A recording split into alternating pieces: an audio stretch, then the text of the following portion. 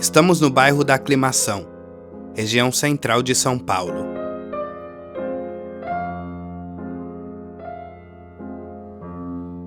E é daqui que começamos a contar a história desse artista que está ganhando o coração do Brasil e do mundo através da sua sensibilidade e do seu olhar único. Confesso que ao longo dos anos, com a ascensão e reconhecimento da nossa cultura periférica, tenho percebido que nós, artistas pretos do Brasil, somos frequentemente colocados dentro de uma caixa, onde muitas vezes podam a nossa criatividade.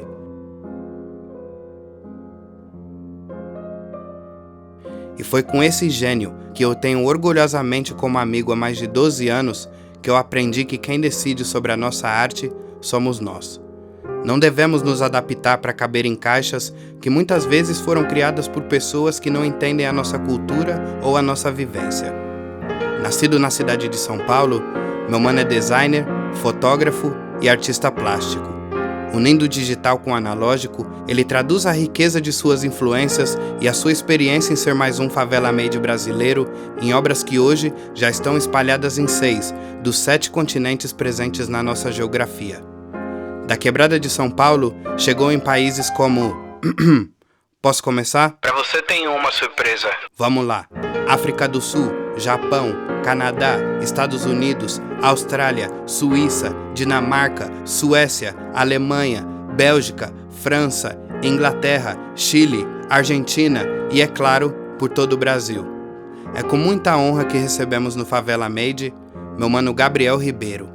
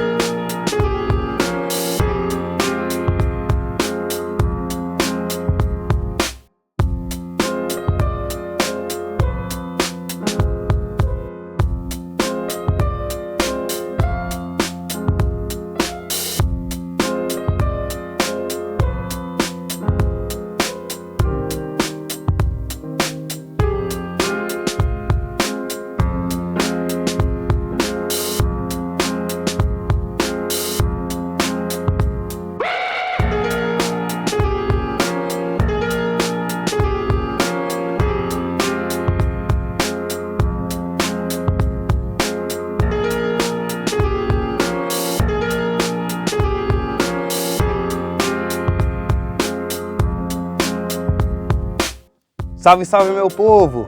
Estamos começando mais um episódio de Favela Made Brasil. Hoje eu tenho a honra de estar aqui comigo esse artista que, além de ser uma grande referência para mim, é um dos melhores artistas da atualidade e da minha geração, na minha humilde opinião. Gabriel, muito obrigado pela sua presença. Valeu, meu mano. Tamo junto. Gabriel, eu sei que você explorou diversas formas de expressão antes de consolidar sua carreira como artista plástico. Você poderia falar pra gente um pouquinho sobre como foi a sua introdução no mundo da arte? Tá, a minha introdução no mundo da arte, ela começa desde muito novo, assim, porque minha mãe pintava por hobby, só que quando eu nasci ela parou de pintar, ela nunca mais pintou, então eu nunca vi minha mãe pintar. Mas eu tinha em casa os materiais de pintura dela, assim, eu lembro que ela tinha uma maleta que tinha as tinta óleo dela de madeira, assim, e eu ficava brincando com a maleta, e eu sempre gostei de desenhar. Então eu via muito os desenhos e começava a reproduzir aquilo. Então já começou daí. Aí meu pai viu que eu gostava, ele via na banca de jornal aquelas revistas, aprenda a desenhar um personagem. Aí ele comprava para mim, eu ficava copiando. Então aconteceu dessa forma, assim, muito espontânea. E sempre me acompanhou a vida inteira, sempre desenhando, era um lugar de conforto para mim, sabe? Tipo, eu era uma criança muito fechada, mas na minha, e ali desenhando era onde eu me encontrava. Então, acho que essa primeira aproximação foi assim. Num âmbito mais, como eu posso dizer, profissional, foi lá para os meus 15 anos, quando eu participei de um curso de formação da Prefeitura de São Paulo na época, e eu fui fazer uma oficina de fotografia pinhole, que é uma fotografia feita numa lata, né? Uma latinha? Uma latinha. Um furinho? É, tu faz o furo ali e tal. E eu, pô, aquilo ali pra mim, quando eu entrei no laboratório e revelei a primeira foto, mano, até me arrepio. Foi um bagulho que, tipo, minha cabeça fez assim, pá.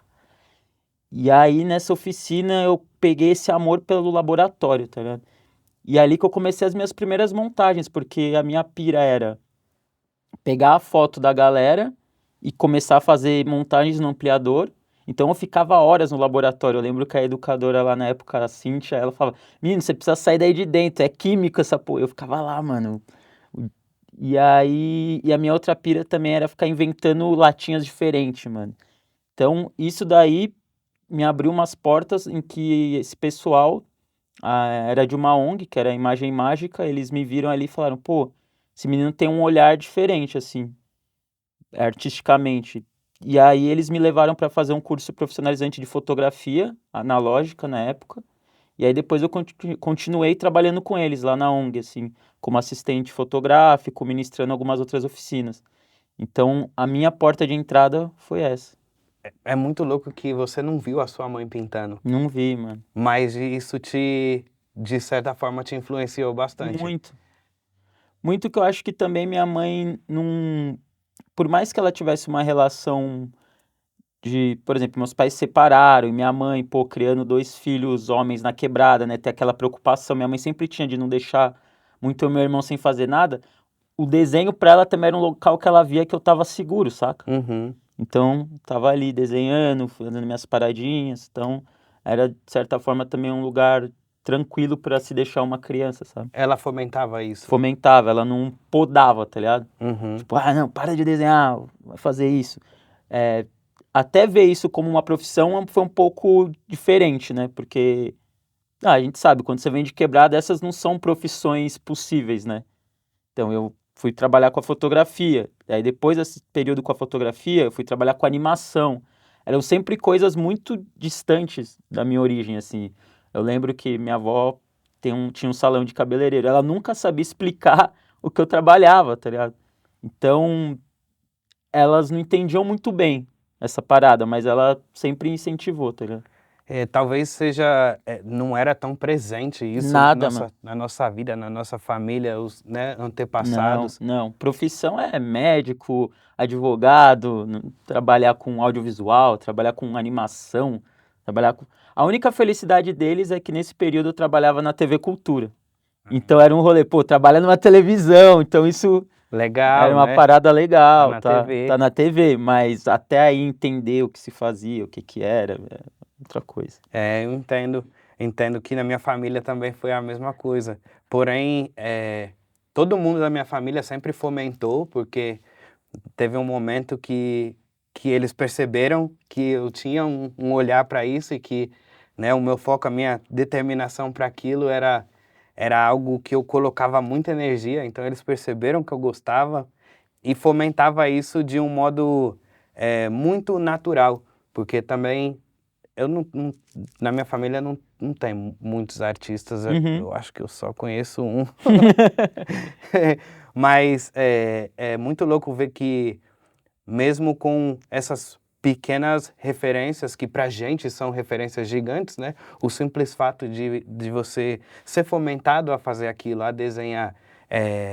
Eu lembro que a minha experiência, minhas primeiras experiências com fotografia também foi em casa, peguei um monte de abajur, e pegava uma bacia e ali eu tinha uma câmera e eu ficava pingando ali, até pedia pro pessoal da minha casa: "Ô, joga aqui uma água aqui", para eu poder captar aquela Sim. gota e foi assim que eu fui fazendo os testes de shutter e fui aprendendo mais sobre como que funcionava uma câmera, quais eram as Sim. funções ali, para que servia, mas de certo modo isso mudou completamente quem somos hoje, né? Sim. Não, tem uma coisa que eu sempre guardo muito na minha memória, que a nossa casa era muito pequena, assim, e em determinado momento a gente dormia na mesma cama, né? Eu, minha mãe e meus irmãos. E minha mãe tinha uma coleção de fita cassete, assim, e um radinho bem velho, assim, e toda noite antes da gente dormir, ela escolhia uma música, tá ligado? E, pô, minha mãe é muito fã do Gil, Bethânia, James Brown, Aretha Franklin, todas essas paradas a gente escutava nas cassetinhas da minha mãe antes de dormir, tá ligado? E eu tenho muito isso na memória, assim, essa coisa com leitura também. Minha mãe. E é muito doido, porque essas pequenas coisas fizeram muita diferença na criação, assim. Hoje eu trabalho com artes plásticas, meu irmão trabalha com finalização de cinema, e meus primos, a gente foi criado no mesmo quintal, mas minhas tias já não tinham esse olhar da minha mãe. Então a gente vê essas pequenas coisinhas como vão abrindo, né, o leque nesse período de formação. E foi muito importante, assim, pra gente ter isso dentro de casa, sabe? Minha mãe, ela tinha esse olhar. Tem, né? Mas teve esse cuidado, assim, na nossa criação. Foi visionária. Foi, mano. Fez muita diferença, sabe? Foi visionária. Eu acho que na quebrada tem os pais, né? Especialmente as mães, criando filhos homens, tem uma preocupação muito grande em Sim, você sair para a rua, a forma sim. com que você vai chegar nos lugares. Acho que também a violência era muito, ainda é, mas era algo muito denso, né? Sim, era diferente. Ah, anos 90, né, mano? A gente é dos anos 90. Exato. Você é um pouquinho mais novo, né? Eu sou um pouco mais velho, mas anos 90 em São Paulo era 1000 grau, mano. O bagulho era louco. Quem É. sabe, sabe, mano. Talvez eu saiba um pouquinho. Ser mais do que ninguém, né? Estava ali no lugar. Mas, mano, eu acho muito louco isso e eu admiro muito. Eu gosto muito de conversar com pessoas mais velhas e ouvi-las, né? Ouvi-las, entender como que é a sua vivência, como funciona a sua mente. Sim, E esses pequenos hack tipo, você dar uma pequena burlada no sistema também quando sim, você introduz a arte para os seus filhos e filhas.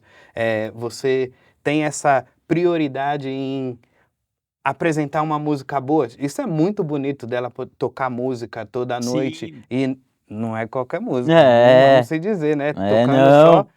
os Só. melhores e as melhores. Então, é muito interessante e eu compartilho basicamente da mesma história. Acho que muita coisa, né, é muito próximo. Crescemos nos anos 90, somos homens pretos brasileiros de quebrada, então muitas das nossas vivências vão ser parecidas, né? Sim. E, pô, muito legal, é incrível. E só um detalhe, a câmera pinhole foi a primeira experiência que eu tive com fotografia Ó, também. que da hora, mano. Eu fiquei, tipo, muito louco assim, tipo, câmera escura. Não, agora vamos fazer aqui. Meu professor Chuchu, Sócrates, sempre ele trazia, né, Uhum. diversas atividades para a gente aprender, mas quando ele trouxe a câmera pinhole, eu falei, uou, como assim? É, Uma lata pode ser uma câmera é, fotográfica? E mano. aí você começa a ter a noção de perspectiva e como que a luz é importante, como que nossa Sim, visão e o nosso cérebro ele funciona de um jeito muito interessante. sim, e eu acho que uma das coisas muito legais da Pinhole é que ela propicia você pensar no que você quer clicar. Porque como eu acompanhei essa transformação, eu comecei na Pinhole, aí eu trabalhei muito tempo com a fotografia analógica, filme, negativo. Depois eu entrei no digital, eu percebo as pessoas que eu conheço que já trabalham com o digital, eles têm um olhar diferente com o clique. Então ele metralha. E eu, quando eu mudei pro digital, eu tinha essa dificuldade, porque pra mim era todo esse rolê.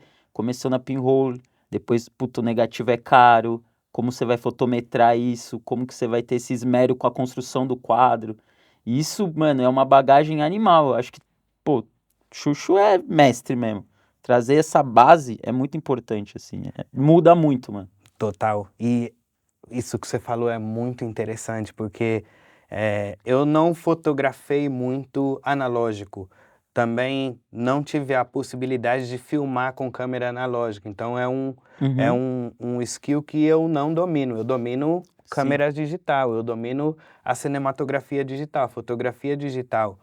E porém, quando você tem essa base do analógico, a gente tem isso já dentro de nós que, né, como o Chuchu mesmo falava, um clique. Você tem um clique, Porque o filme é caro, o processo de É, revelação é caro e você não pode desperdiçar esse clique. Então, você tem que fotometrar analogicamente. É um processo muito interessante que, por mais que poucas pessoas fazem isso hoje em dia, para pessoas e artistas como nós, isso aí nos deu basicamente a base de tudo que a gente faz hoje. sim, agrega muito. Eu percebo a diferença. Tanto que eu recomendo, se eu tenho alguns amigos, eu falo, pô, se possível, tenta pelo menos um filminho, saca? Pra você Uhum, ter isso presente, assim, faz diferença, mano. sensacional. Gabriel, Fala, meu mano. what is your favela? Qual que é a sua favela? Pô, minha favela é Vila Nair, mano. Minha quebrada ali, pertinho do Sacomã, Heliópolis.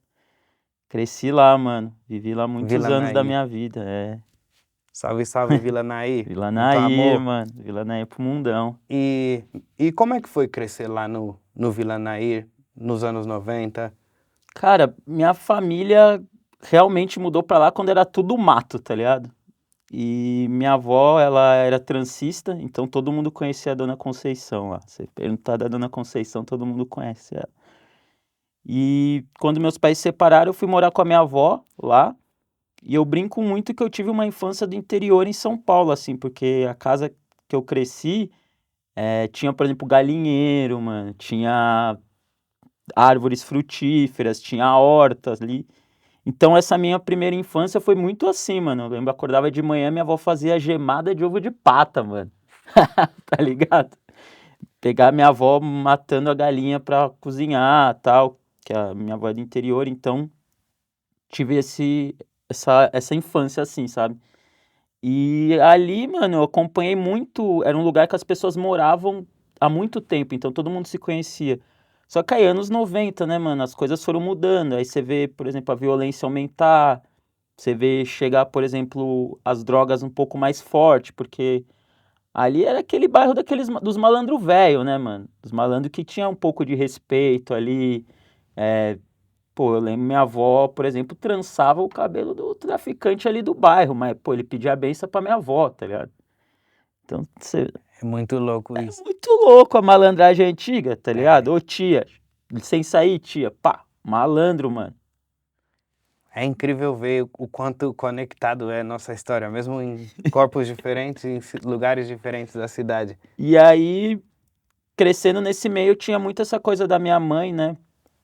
Por, pô, aquela coisa de família, né? Ter alguns episódios trágicos na minha família, assim. Minha mãe sempre teve essa coisa de tentar ao máximo preservar o meu irmão, mano. Então, até essa coisa assim, eu não brinquei tanto na rua.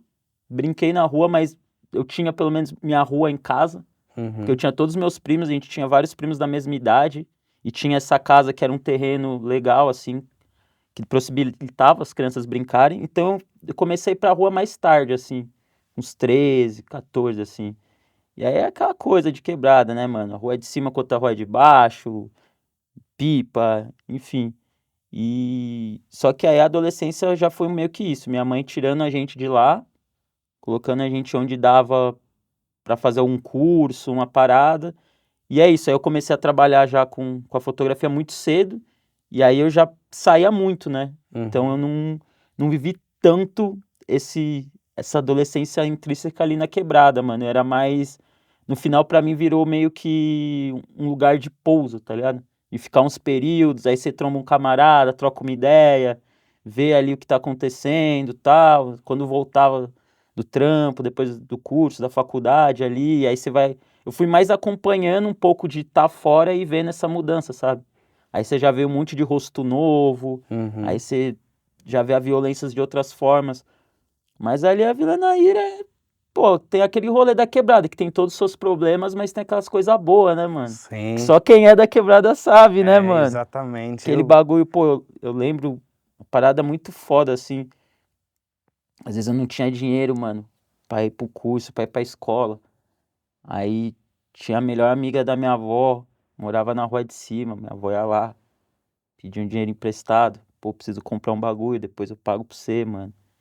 E só quem é de quebrada tá ligado esse bagulho. Quando você vai ascendendo, você vai entrando em outros nichos, você vê, né, mano? Aquela galera que tem mó dinheiro, não ajuda ninguém, mano, não ajuda próprio camarada ali, tá ligado? É, pô, mano, essas pessoas têm. O que eu sou hoje tem muito pedacinho delas, tá ligado?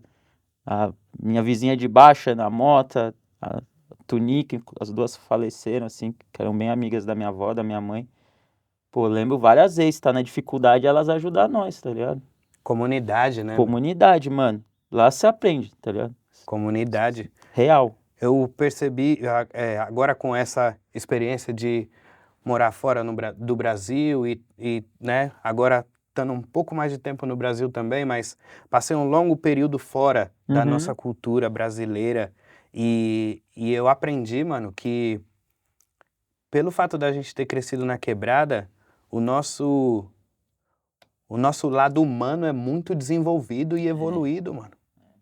A gente tem isso já dentro de nós de ajudar as pessoas, você precisa de alguma coisa, a gente vai lá e ajuda. É como se fosse uma grande família Sim. morando no bairro em casas diferentes, né? Eu sinto que às vezes nós não valorizamos muito isso, porque quando você vai ascendendo socialmente, você entra num lugar em que as pessoas falam que isso é errado, Hum, tá ligado? Então você acaba ficando ali com aquela desconfiança. Acho que também tem muito do que esses lugares são ambientes hostis, na maioria das vezes pra gente, né? Então você tá ali de quebrada, já tá todo mundo meio que te julgando, aí você também fica meio, será, mano? Ou às vezes as pessoas usam um pouco essa sua coisa de querer ajudar, né? E confundem um pouco as coisas. É uma parada que acho que é isso que você falou, mano. É pesado essa frase, né? A gente é humanamente bem desenvolvido, né, mano? É forte. A é gente tinha que forte, valorizar mais isso. definitivamente. E eu só sei disso, mano. De verdade, eu só sei disso porque eu tive, né, um período muito longo Sim, dentro, fora, né? distante do que é natural para mim, Sim, do que era a minha realidade, que é o que eu sabia a vida inteira, que era aquilo, né? sim. Eu me lembro de só um pequeno detalhe. Logo no começo, quando eu me mudei para os Estados Unidos, a gente tá andando na rua, a gente vai sempre, olá, boa tarde, ô Dona Maria, É, pá. Consta, tranquilo, beleza? Todo mundo, né? Muito carinho, sempre Sim, é a educação, né? pô, Por mais que o acesso à educação é um pouco escasso, esse lado humano, sim, esse lado da comunidade nos dá muita educação. Então, eu me lembro que no primeiro mês nos Estados Unidos, eu andando no meu bairro e eu via pessoas, né? Especialmente pessoas mais velhas, óbvio que a gente vai respeitar. sim, pô. E eu falava, olá, bom dia, good morning. E ninguém me respondia. É, E aí aquilo, no começo me deixava muito triste, porque eu falava, meu, será que as pessoas não gostam de mim? O que eu tô fazendo de errado? Mas depois de um tempo, eu entendi que isso é cultura. é, Isso é a diferença social, né? Diferença entre sociedades. A sim, nossa forma de viver a vida é completamente diferente de quem vive nos Estados Unidos, na Rússia, sim. no Japão. É muito diferente. Porém, eu acho que isso é uma grande riqueza. Eu não trocaria esse conhecimento É. por nada. Eu não mudaria isso de jeito nenhum. Não, eu tô mais nesse sentido também que você comentou e de valorizar mais essa parada, sabe? Acho que conforme os anos vão passando, a gente vai valorizando mais isso, sabe? Sim. A gente que já tá um pouquinho mais velho vai dando valor pra ele. Vem com o amadurecimento. É muito louco que depois que você vai É, amadurecendo e crescendo, você vai entendendo várias coisas que pô, uma coisinha pequena, benção, avó. Não tem mais, mano. não A existe. criançada não sabe o que é. E, tipo, tudo bem, são outros tempos, mas tem um peso, sabe? É importante. Esse, essa conexão, sabe? Esse afeto, esse laço, essa palavra. Uma Sim. coisa simples. Eu acho que é muito importante a gente ressaltar isso e, e trazer que é muito importante a gente ter respeito por outras pessoas. Sim, É legal a gente respeitar as pessoas sim, mais velhas, é inteligente. Isso sim. é uma definitivamente mostra uma evolução humana, independente da sua idade. Eu conheço jovens e crianças que são extremamente educados, que vão chegar na casa da minha mãe e vão falar: benção, avó, tudo bem? Sim, Essas crianças, elas nem têm o nosso sangue, mas elas vêm e elas falam para minha mãe: benção, avó, tudo bem? Tratam de fato como se fosse a avó dessas crianças, e a minha mãe definitivamente dá isso de volta em é uma amplitude muito grande, porque bonito demais. é importante, especialmente na quebrada, né? É, mano, porque a gente tá ligado, ali é só sofrimento, né, mano?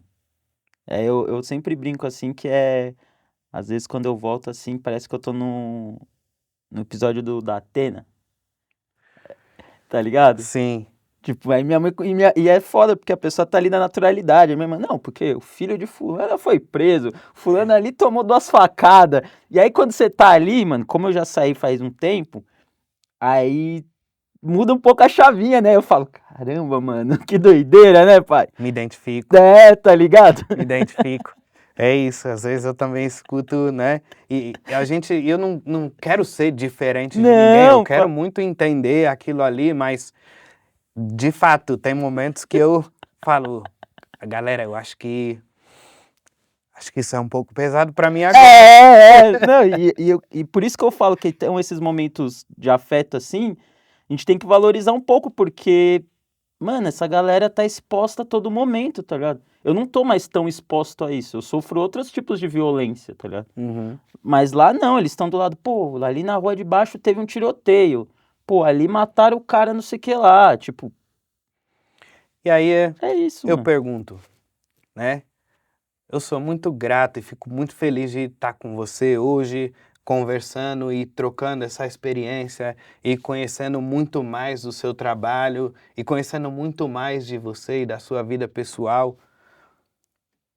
Porém, como que evolui? Como que você vive com tudo isso ao seu redor? Todo esse tipo de violência, pobreza, descaso, baixa autoestima. Sim, É muito difícil você quebrar isso e chegar num outro lugar onde você sim, pense: tá, ok, não, a violência não é parte da minha vida mais. sim. É muito louco isso. É, E tenho certeza que isso também é o que segura muito. É o que sim. segura muito, não vou falar só das pessoas da quebrada, mas para o desenvolvimento da nação por É, completo. sim. Até porque a gente vem de uma colônia, então tem muitos resquícios disso na Sim. sociedade até hoje. E existe uma importância muito grande para quem está, né, no topo da pirâmide, que Sim. e essas violências continuem acontecendo e Sim. que essas pessoas continuem se mantendo ocupadas com esse tipo de pensamento, que Sim. elas não vão procurar saber quem é Aretha Franklin, quem é o Djavan, não vão querer escutar Isley Brothers ou Milton Nascimento. Sim. É muito importante que essas pessoas não tenham acesso a livros, não tenham acesso à educação, que não tenham nem interesse. Sim. Então é muito denso. Porém, temos isso, né? Temos. Outro dia, um amigo meu falou que me contou a história que a esposa dele foi assaltada com a filha no banco de trás, que quebraram o vidro e pegaram o celular dela. E aí, no final, ele falou assim: mas graças a Deus que tá tudo bem, que não aconteceu nada com elas e que elas estão com saúde. Diante do caos, a gente ainda tem que arrumar uma maneira de ser grato por aquilo. É. É isso. É sorrir no caos, tá ligado? Eu tenho uma série de trampo que chama Serenidade na Tormenta, tá ligado? E basicamente é sobre isso, mano. A gente vive numa tormenta, mano. E se você não tá sereno ali, você se deixa engolir pela parada, mano, você não vive, tá ligado? Ou você. Porque assim, né, tem as diferenças entre viver e sobreviver. Exato.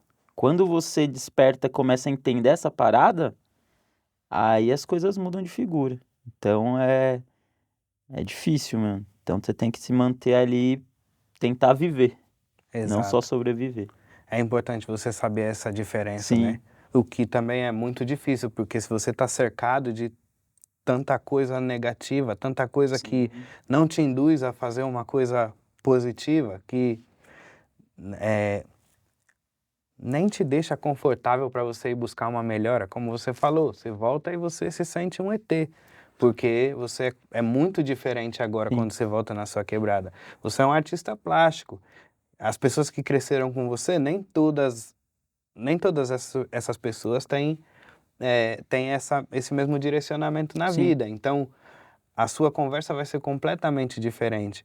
Então, existem várias barreiras que a gente precisa ser inteligente o suficiente para poder quebrar, para a gente conseguir evoluir, não só no nosso pessoal, Sim. mas também como sociedade.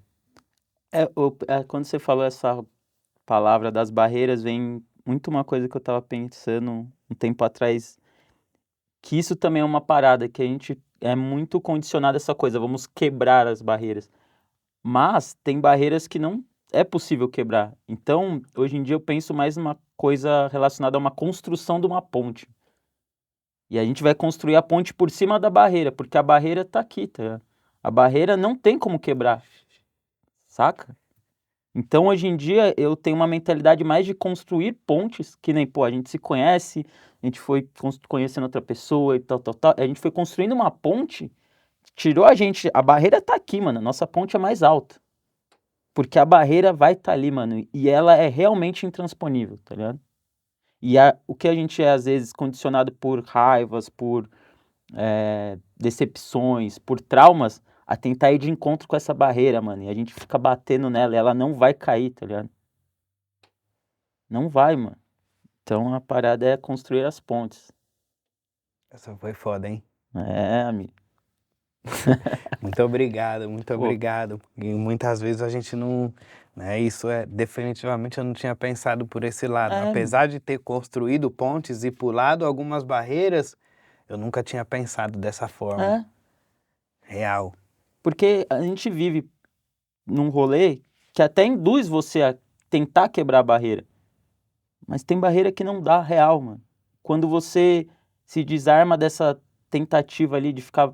Sabe aquele rolê, pô, ficar dando murro na ponta de faca? Esse ditado popular? É sábio pra caramba, mano. Não dá, tem coisa que não dá, mano. Tá ligado? E é importante identificar isso. Por uma saúde mental, saca? Então essa é a importância. Foda. Bem, vou mudar um pouquinho. Vou mudar um pouquinho o direcionamento. Como artista, uma das minhas maiores inspirações, assim, são as flores, mano. Eu adoro ir no jardim, eu adoro ver as flores e ver as paletas de cor diferente que se constrói naturalmente. E eu vejo que você tem uma relação muito forte com plantas, não só no cultivo afetivo ali das suas plantas, mas é algo que é muito presente na sua obra. Como a natureza te inspira criativamente? Pô, primeiro vem com a minha relação com a natureza. Nos meus trabalhos é sempre uma homenagem pra minha avó materna, que me criou e me ensinou muito, sabe, dessa relação de plantar, mano. Eu tenho muito fresco na memória de cuidar da terra com ela, da coisa dela fazer o adubinho dela e pôr e plantar e crescer e acompanhar esse processo assim. Então, tudo que tem de botânica no meu trabalho tem muito dessa homenagem para minha avó. E o que eu aprendo muito com a natureza, que eu também tento trazer para minha obra, é essa questão do ciclo, sabe? Porque é isso, né? Cresce, nasce, morre e cada coisa que você observa na natureza, ela tá em ciclos diferentes, né? Então, às vezes tem uma árvore que tá numa muda, e tem uma árvore que tem 100 anos. Então, eu tenho muito forte também essa relação com a observação da natureza. Me faz bem isso, sabe? Eu tenho uma profissão e hoje em dia eu sou muito grato de ter um privilégio de poder observar o tempo de outra forma, sabe?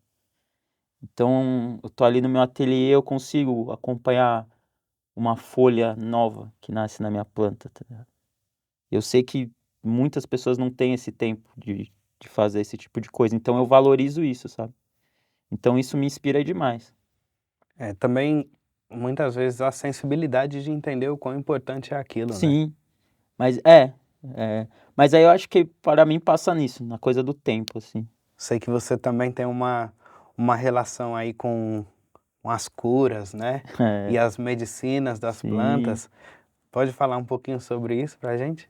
Isso também é outra coisa que vem da minha avó, assim, sabe? Eu não sou muito dos remédios, assim, é tudo muito da medicina alternativa dos chás, dessas coisas, que foi como eu fui criado com a minha avó. Então eu uso remédios, defendo vacina, gente. Mas não pra qualquer coisa, assim, pô, aprende com a minha avó que, pô, a babosa é cicatrizante, pô, um chá de guaco é um xarope natural, e eu, pô, acho que isso é um conhecimento que aqui no Brasil tá ficando cada vez mais esquecido, sabe? E é extrema importância, sabe? Eu lembro de estar andando com a minha avó na rua, ela veio, não, essa planta é boa pra isso, tal. Aí e ela pegava, vou pegar uma mudinha, vou levar pra fazer em casa, esse chá é bom pra aquilo. E pra mim faz muito bem, funciona, também me conecta, né, com essa afetividade e tudo, mas é uma coisa que eu gosto bastante de estudar e de aplicar mesmo, assim, no meu dia a dia. É presente, assim, é natural. Foda. E, Gabriel, você tem um background no audiovisual, né? Sim. E eu queria que você falasse um pouquinho pra gente sobre esse momento, né? Você que trabalhou com tanta gente, eh, nomes importantíssimos para o hip hop brasileiro, e eu queria que você falasse um pouquinho sobre esse momento e como foi essa transição Uhum. até o Gabriel de hoje, até o Gabriel artista plástico. Eu comecei no audiovisual, né, trabalhando com animação. Como eu falei anteriormente, trabalhei na TV Cultura durante 7 anos nessa parte. Depois, junto com o Ciro e com meu irmão, nós montamos o Instinto Coletivo, que aí foi quando começamos a trabalhar com a galera do rap e tal, que era uma produtora independente. E foi um aprendizado muito grande, foi quando a gente se conheceu, me conectou com pessoas maravilhosas, mas era uma área que a gente pegou bem essa ascensão do hip hop, né?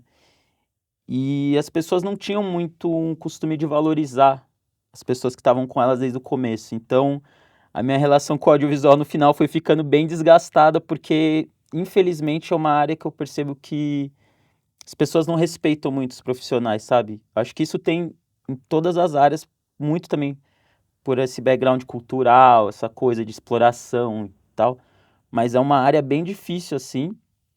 E então, nesses momentos de dificuldade, eu comecei a voltar para a arte. E aí eu comecei a fazer uns trabalhos de intervenção urbana na cidade, através de colagens, nos lambi-lambis. E eu fiquei fazendo essas colagens durante mais ou menos um ano, só que eu não assinava.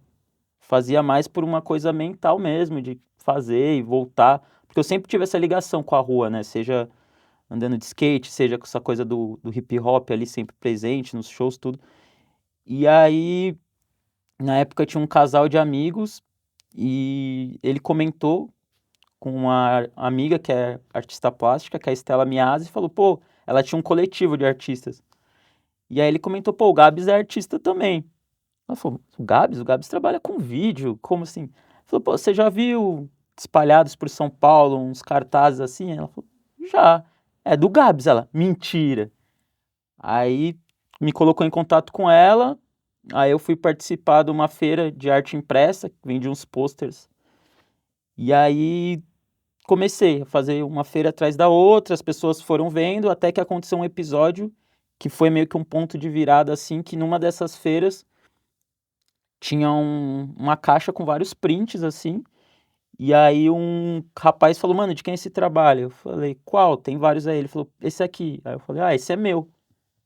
Aí ele me mostrou a foto do celular dele e a capa do Facebook, assim. Aí ele falou, mano, eu tô te procurando já vai fazer mais de um ano. E era no bairro da Liberdade, né, esse mural que eu tinha feito. Ele falou: "Meu pai tá internado no hospital e o único momento de paz do meu dia é quando eu paro em frente à tua obra para visitar ele". Uau. E aí o mano falou: "Pô, é importante as pessoas saberem quem é você, mano, as pessoas conhecerem mais seu trabalho". E aí depois desse episódio eu comecei a assinar esses trabalhos, e aí foi acontecendo, as pessoas foram vendo, foram indo atrás, muito por conta do Instagram, tal, plataforma internet, enfim, e aí já foi ficando difícil conciliar com o audiovisual, até que chegou um momento em que eu fiz essa ruptura, então já vão fazer 8 anos agora que eu só trabalho com artes plásticas, né, tive meu primeiro ateliê, fui trabalhando em exposições coletivas, fui expondo fora do país, participando de festivais até me consolidar agora, assim. Que louco. É. Então começou no audiovisual, né? Foi no A audiovisual. junção de todas as artes aí, Sim, né? e me ajuda muito, porque todos esses conhecimentos eu trago, assim, reflete na minha arte, assim, se você for ver minhas composições, elas têm muito da fotografia, do retrato, a minha formação em design me traz um conhecimento técnico que me ajuda muito, a parte de animação tem pessoas que olham e falam, nossa, mas seu trabalho tem essa coisa do movimento. Vem porque eu entendo essa parte da composição que vem da animação, então eu falo muito que o meu trabalho ele é a mistura do analógico com o digital. E vem muito dessa coisa do audiovisual também. Então, às vezes eu uso um vídeo para divulgar uma coisinha, o jeito que eu gravo, ou fotografo, me ajuda muito esse background. Que foda. Gabriel, a gente passou por um momento muito delicado, Sim, uma pandemia mundial. Foi um momento que, apesar de muito doloroso, eu também vi que muitas pessoas conseguiram se reinventar e utilizar esse tempo que a gente teve em casa. E eu queria saber de você, como a pandemia impactou no seu trabalho? pô, o impacto da pandemia para mim foi absurdo. Primeiro que no primeiro ano da pandemia foi um dos períodos que eu mais ganhei dinheiro na minha vida, e isso me possibilitou fazer experimentações que eu nunca tive tempo, porque a gente sempre está nessa coisa dessa correria da sobrevivência, de ganhar o dinheiro, de fazer e precisar pagar as contas, e a gente que vem de uma origem humilde de conquistar coisas não só para nós, mas para nossa família, para as pessoas próximas. Então, durante a pandemia, eu tive tempo e tive essa oportunidade de poder experimentar, e foi quando eu comecei a pintar telas, porque meu trabalho antes vinha muito de uma linguagem da colagem e da montagem. E na pandemia, nesse período de isolamento, eu consegui estudar mais e começar a pintar as telas, os quadros, assim.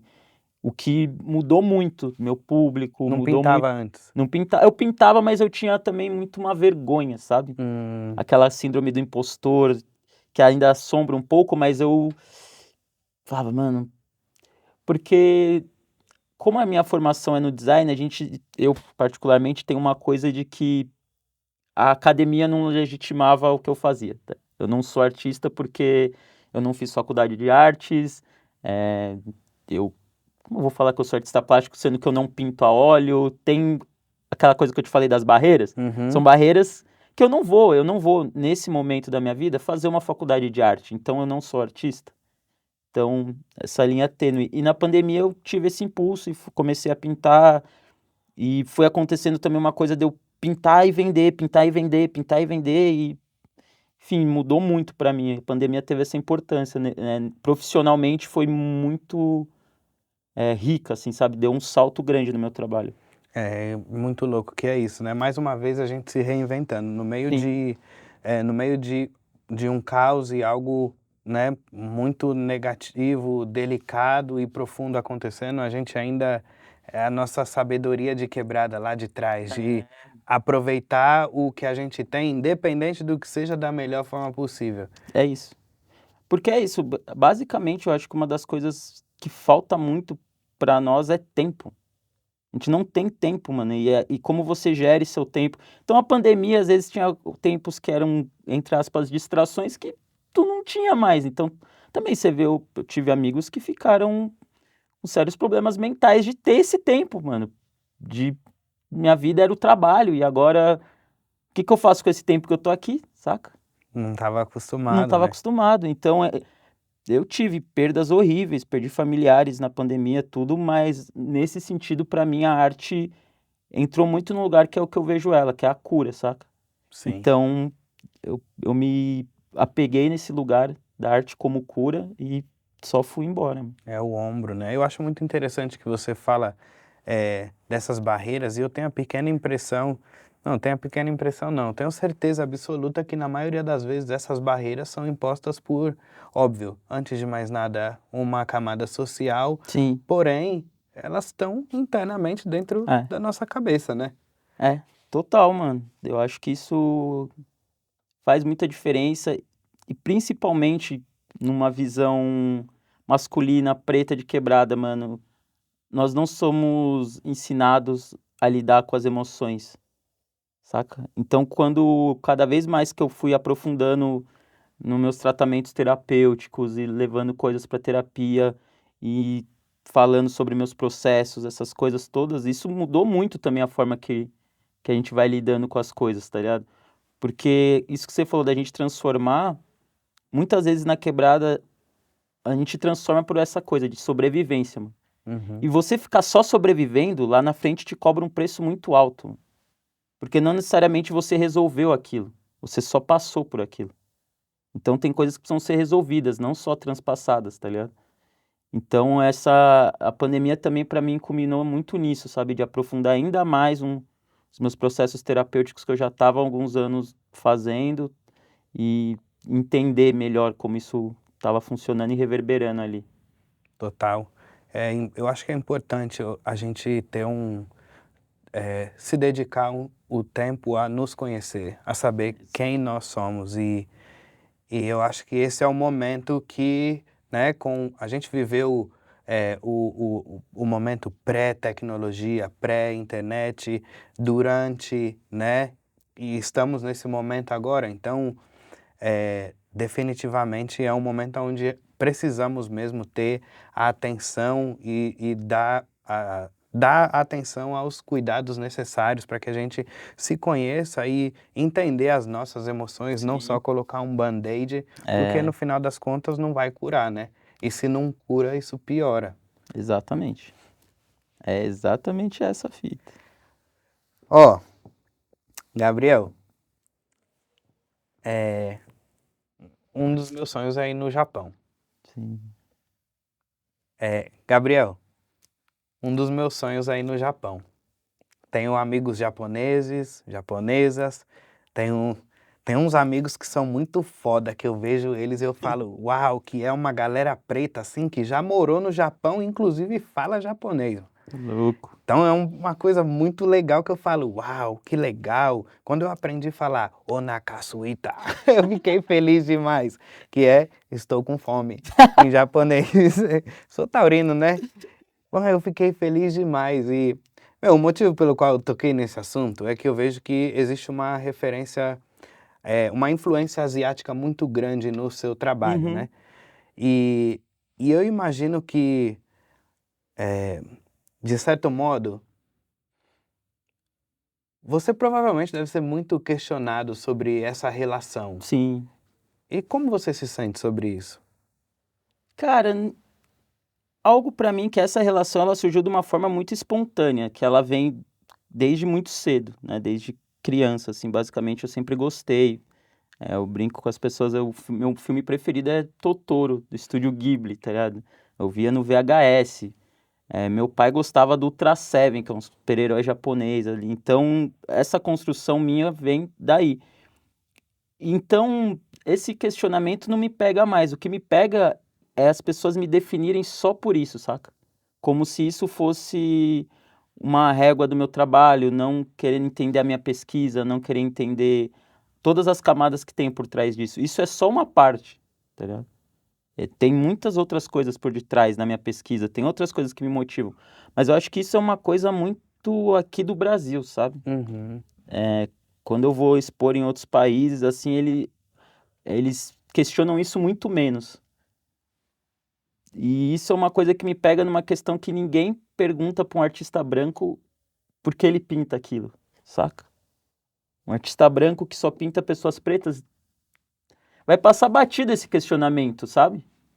E, e por que isso passa batido? As pessoas nem param para entender esse tipo de coisa. Então isso me gera mais esse questionamento. Também tem um outro questionamento que às vezes me pega no sentido de... Eu tenho 2 linhas no meu trabalho, eu tenho uma linha que trata mais de assuntos raciais, tal, das minhas origens, e as pessoas: "Por que você só não faz isso?", num sentido de uma militância, saca?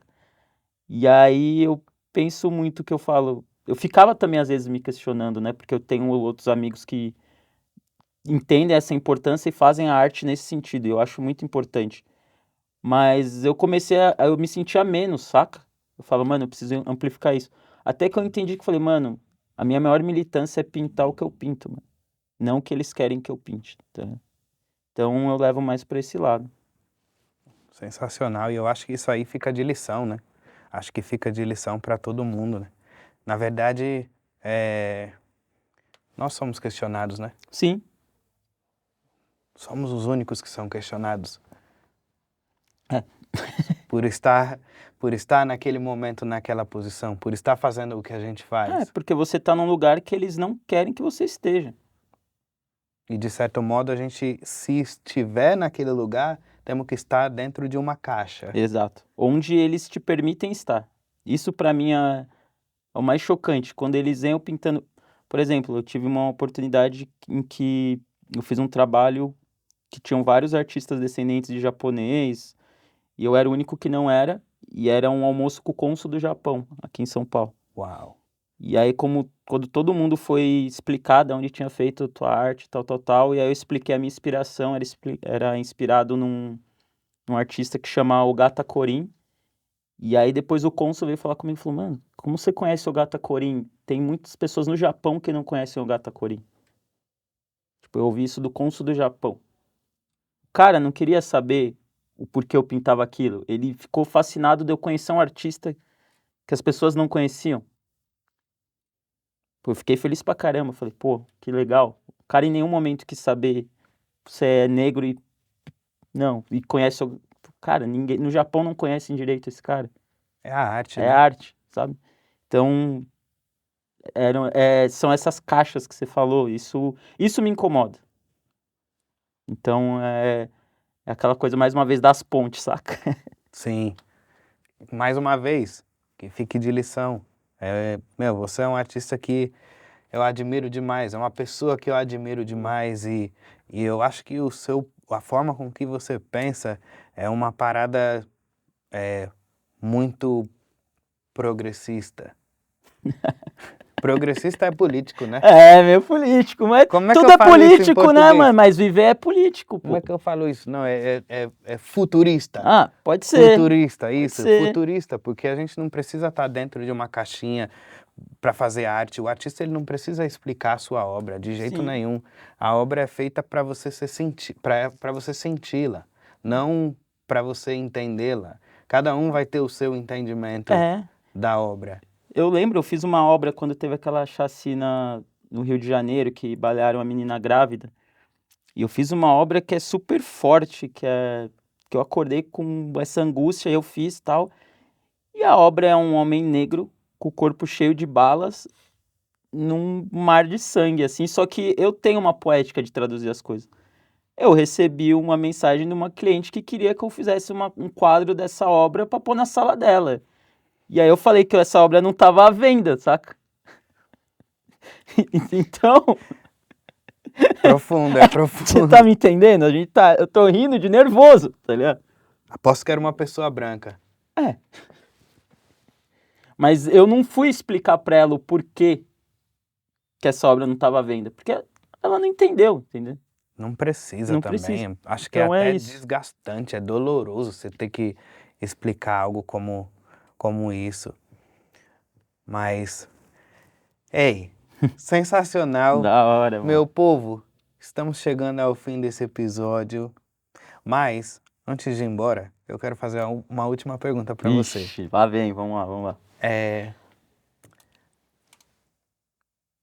Você, assim como eu, tem uma vivência, né? Uma vivência multicultural. Você viaja para outros países, conhece outras culturas e consegue entender nossos nuances, nossas diferenças. E eu vejo que, né, olhando um pouco de dentro do Brasil e muito de fora, porque eu fico muito tempo Sim, nos Estados Unidos, eu vejo uma ascensão da arte e da cultura brasileira Uhum. ao redor do mundo. E vejo isso acontecendo, de certo modo, aqui no Brasil também. Porém, eu vivo em um outro ponto de vista. Uhum. Eu queria que você falasse um pouquinho pra gente como você enxerga isso e como você enxerga o futuro da arte preta brasileira. Ó, complexa essa pergunta. Eu olho com uma visão otimista sobre esse futuro, mas eu só vejo esse otimismo se os artistas entenderem um pouco, o local que eles estão. Porque o que anda acontecendo? Ser preto tá na moda, cara. E como tudo que é na moda é cíclico.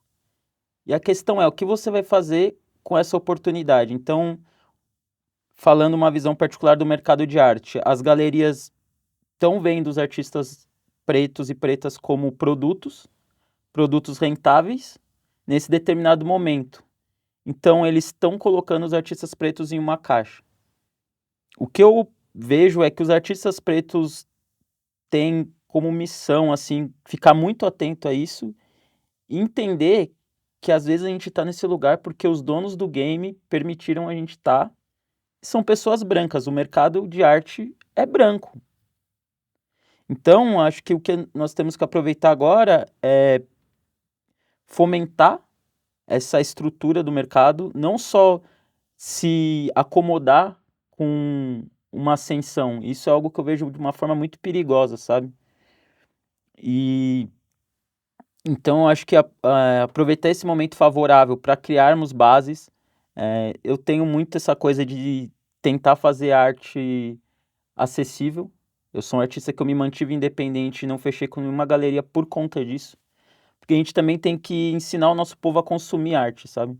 As pessoas pretas, eu tenho clientes em que eu facilito o pagamento, mano, e aí você vê o cara mó feliz de botar na casa dele um quadro, tipo, que ele juntou o dinheiro ali, sabe?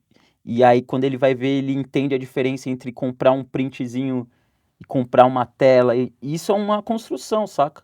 Então acho que esse é um momento que tá legal para se fazer isso. E você não precisar depender somente dessa estrutura antiga, sabe? De uma galeria e que muitas vezes não vai te valorizar. Eu acho que hoje é possível se fazer esse corre, assim como eu faço e tenho outros amigos independentes, só tomando esses cuidados, né? Porque esse mundo de rede social não é real, sabe? Então, às vezes, a gente acha uma coisa e é outra. Então, não tentar se vislumbrar muito, porque é um momento que é aquele ditado, né? Quanto maior a ascensão, maior o tombo. Então, eu sempre vejo com muita cautela, sabe? E acho que isso é uma coisa muito aqui do Brasil, esse mediatismo, essa coisa das redes, de você não precisa ser só artista, né? Você tem que ser um personagem, você tem que ser um influencer, não adianta só você pintar e viver a tua arte, assim. Então eu olho com bons olhos, mas receoso, saca? Foda. Pesado, hein? Vou ficar com essa daí, hein? Vou guardar essa daí. Gabs, pega seu Pô, copo. mano. Ó, Primeiro, satisfação demais aqui. Pô, feliz com esse reencontro. eu que Sempre bom agradeço, trocar mano. ideia com você, mano. Eu que agradeço, mano. Gabs, pega seu copo. Olha só, eu vou celebrar aqui a nossa conversa, vou celebrar da onde a gente saiu, aonde a gente está. Somos seres humanos diferentes e tivemos aprendizados diferentes. Então, eu estou muito grato pela sua presença, pela nossa conversa. Eu fico muito feliz e orgulhoso de ver o artista que você se tornou, que está se tornando e o que vai se tornar. Então, eu só tenho a agradecer. Meu povo, muito obrigado mais uma vez. Tamo junto demais. E é isso, logo logo nós tá de volta. Saúde. Saúde, meu mano. Louco, hein? Agora cai as luzes e a gente fica só no escuro aqui conversando igual Jornal Nacional. Fantasma preto.